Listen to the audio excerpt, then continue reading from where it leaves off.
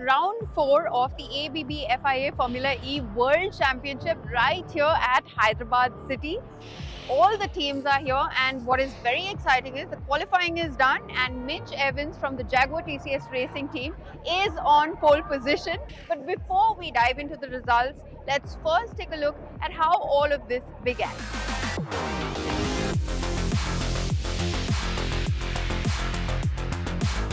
India returned on the global map for a motorsport event after a decade since Formula One exited the country, and boy were we excited.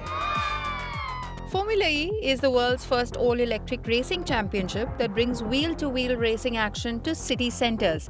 And one of the 3 new venues for Season 9 this year was the Hyderabad Street Circuit.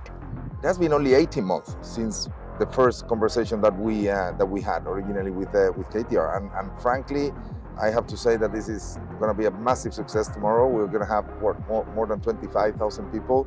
This is going to be broadcasted for more than 165 countries in the world, and hopefully more than 50 million people will be watching the race from home, but they will be having a look at this beautiful city of Hyderabad. While 11 teams with big-ticket manufacturers like McLaren, Maserati, Porsche, Nissan were competing in Season 9 of the Formula E Championship, 2 teams with a strong Indian connect making headlines in India were Mahindra Racing and the Jaguar TCS Racing team. We are proud to come here as a Mahindra team. You wear the color of a manufacturer who is so strong in the country and so much history behind. So, yeah, you know that there is something to deliver which is very special. It's a big race for us as a team. Obviously, with the TCS partnership, being our title partner, we have a big fan base here. So, the first race for Formula E in India it's going to be a special moment. It's not like Formula One, that you have 3 teams fighting for the lead, and you know that those teams are going to be first, second, third, regardless of what happens. Formula E, you can be first one day, it can be last the other day. We're trying the best we can, but it's always this fine edge that we are working on. It's a home race, and we can't underestimate the competition though. We have an incredibly competitive championship here in Formula E, incredible car manufacturers, teams and drivers. So we prepare every weekend with a goal absolutely to taste champagne, as we say, to take the top step of the podium, and that's going to be our focus coming to this weekend. Once on track, the 2.83-kilometre street circuit, built alongside the scenic Hussain Sagar Lake with 18 corners, some of them incredibly fast, was all the drivers could speak of. It's one of my favourites, what I've driven on this simulator. Hopefully it transfers into real life as well, but the circuit has a really good flow. It's got some good braking zones, so hopefully the overtaking opportunities are good. I think we will probably see the most overtaking we saw in the 3 events so far, so we're expecting to see a bit more overtaking than Mexico and Iberia. In terms of track layout, it's honestly, I think, going to be one of the best. Like, most street circuits are very stop-start, but this one is quite fast and flowing as well. Like, some nice camber, the surface is smooth, so I think it's going to be good. The Gen 3 Formula E cars weigh under 1,000 kilos, house a 51 kilowatt-hour battery pack and a powertrain capable of producing 350 kilowatt of power.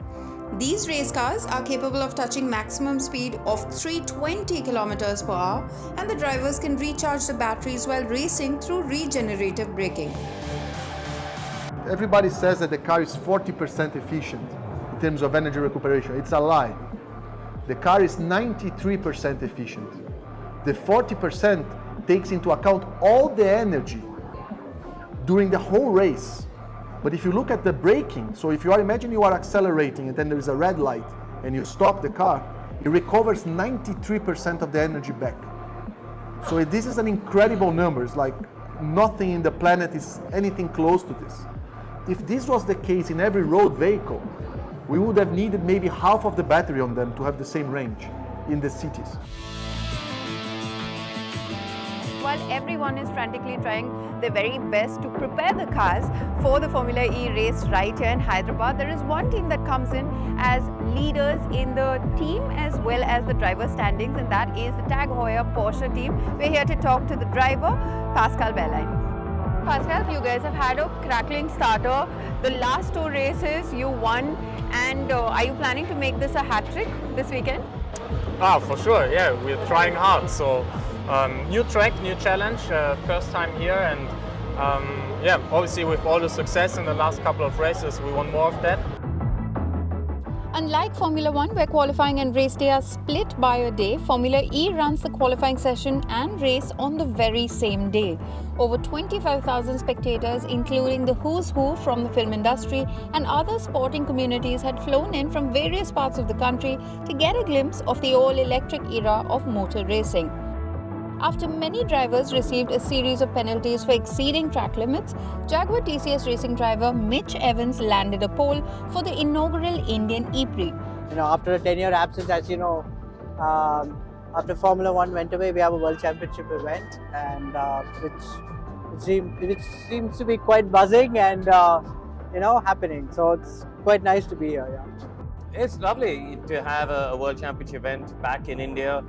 Certainly, I think the city of Hyderabad is very excited about it. From the airport, I saw billboards and signs, and I went for dinner a couple of nights and saw people in hotels who have flown in from other parts of the country. I believe every hotel room in the city is booked up. So yeah, hats off to the Telangana government and Greenco and everybody involved, because I think the track looks great. I drove it this morning in the Gen 3 Formula E car.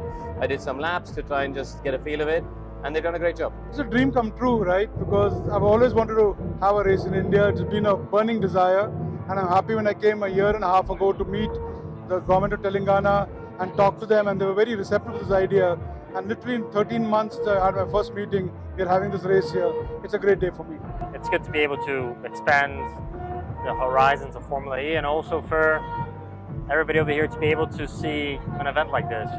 India is such a big country. There's obviously a very high level of tech that is growing very fast over here. So I think it has a lot to do with Formula E. So I'm glad they came over here. The race saw a constant change of lead through the 33 laps, with pole sitter Mitch Evans losing track position after a miscalculated strategy call, and later having his race cut short as a result of an unfortunate shunt caused by his teammate, one that took both Jaguar TCS cars out of any points contention. Halfway through the race distance, it was all about conserving energy and using recuperated energy to attack for new position, and that's when we saw Mahindra Racing drivers briefly climb up the order in 4th and 8th position. At the end of the exciting 33 laps, Jean-Eric Verne, driving for DS Penske team, held on to the lead with barely 0.2% energy left in his race car from Nick Cassidy, who showed incredible pace and consistency in his Envision racing car, while his teammate Sebastian Buemi's penalty meant an unexpected podium place for Porsche driver Antonio Felix da Costa. It's nice to come back to India. It's been many years, and it treated me quite well to come here. So I'm quite happy. I hope we can come back. Look, huge thanks to my guys, because I had a great car today. I was extremely fortunate as well. I feel really bad for the rest of our team, Jaguar included, because quite clearly I think this year we have a very strong car in the race. It's been a tricky start to the year, and we got a little bit lucky with Sebastian picking up that penalty at the end.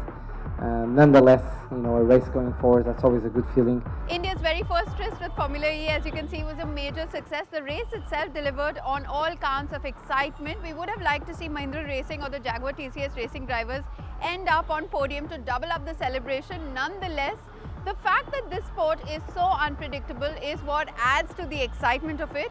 We are totally hooked.